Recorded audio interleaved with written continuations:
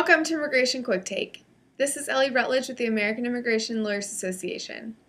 In Alexandria, Louisiana, there has been a change in how the police interact with the local Hispanic community on the issue of U-visas, which should make a huge difference in whether immigrants feel comfortable reporting crimes they have witnessed without fear or repercussions from the authorities. Here to discuss what has occurred is Graham Bateman, AILA member and attorney at the Central Louisiana Interfaith Immigration Center. Graham, thanks so much for joining me. Could you start by explaining the importance of a U-visa? It was created by Congress in 2000 as a tool for law enforcement agencies. There's the common problem that a lot of immigrants don't want to report when they've been a victim of a crime to the police because they're afraid.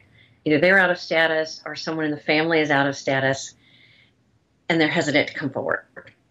So a lot of crimes go unreported, and Congress's solution to that was to create the U-visa.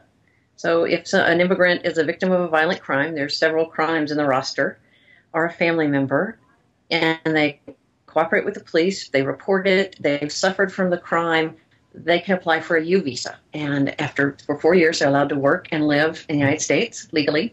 And after 3 years, they can apply to become a green card holder, have legal permanent residency. So it's a really powerful tool for the police to be able to gain entrance into some communities that they otherwise wouldn't be able to. Thanks, Graham. How are the Alexandria Police Department's actions a change in policy?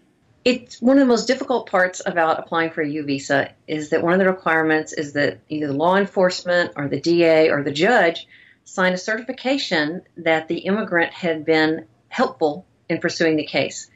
And there's a lot of police departments that are reluctant to sign those. They just don't want to get involved with somebody who's here out of status or undocumented. They don't understand it. In May of this year, the Bernardo Kohler Center, which is a nonprofit immigration group over in Texas, contacted us and said, why don't we partner up and do a CLE on immigration remedies for victims of violent crimes, which we did. With the mayor, the week before, literally before we sent our letters out, had formed Alexandria Safe Communities, and one of their primary missions was to reach out into the Hispanic communities. And before this, they had never even heard of the U-visa. They had no idea how they were going to be able to reach out into these communities and gain some trust. So the mayor's representative called me. I talked to the chief of police. They sent 5 officers to attend the CLE. Over the summer, the police and the mayor were reaching out to local churches that had Hispanic groups, members of the community. And I was really excited. We did one here at the Catholic Diocese office. And during the middle of the presentation, when the police were talking about, come forward, trust us, we don't care about your immigration status, we want to get violent criminals off the streets. We care about you. We want you to be safe. And I loved what one police officer said. We don't want you to be a victim twice. If you're a victim and then you come to the police and we treat you badly, you're being victimized twice, and we're not going to do that to you. And much to my surprise, halfway through the meeting, Chief Lauren Lambert, who's also a lawyer, said, okay, Graham, come on up and explain about the U-visa. So I did. And I looked at him and I said, does this mean you're going to certify U-visas? And he said, oh, yeah. And then he took my materials, my handouts, which I had made in Spanish and English, which basically say that if you're the victim of a violent crime, please report it to the Alexandria Police to get our help and to find out more about U-visas, that we are committed to helping immigrants who are victims of crimes, with a long explanation of U-visas on the back. What will this mean for immigrant victims of crime? It's early days yet. I mean, this just happened 2 weeks ago, but I'm very hopeful.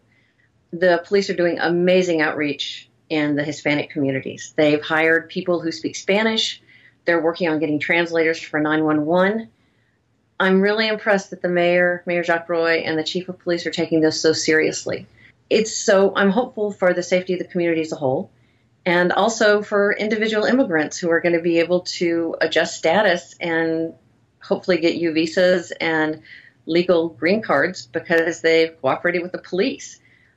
During the meeting, just after I finished the U-visa explanation and he handed out the materials, then the chief asked, okay, so does anybody here think they'd like to apply for a U-visa? Is there anyone that's been a victim of a crime and cooperated? And one young man on the front row raised his hand and he said, yeah. He was a victim of a drive-by shooting. Somebody had fired 5 shots into his bedroom while he was asleep. One of the bullets entered the box mattress of the bed he was sleeping in. Some others crashed inches above his head. He and his brother-in-law had cooperated with the police fully, and the suspects are currently in jail awaiting trial. And the chief looked at him and said, "Oh, I remember this case, yeah." He said, I had no idea that we could help you like this. Thanks, Graham, for joining us. For the rest of you, please stay tuned for more updates from the American Immigration Lawyers Association.